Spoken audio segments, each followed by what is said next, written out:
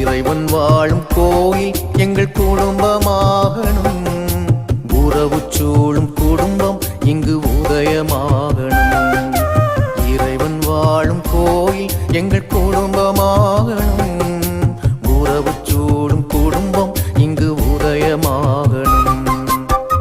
உண்மை நெறி உயிரினிலே கலக்கணும். உயிர்கள் எல்லாம் அன்பினிலே நிலைக்கணும். எங்கள் சிறு குடும்பம் என்றும் திரு குடும்பம்.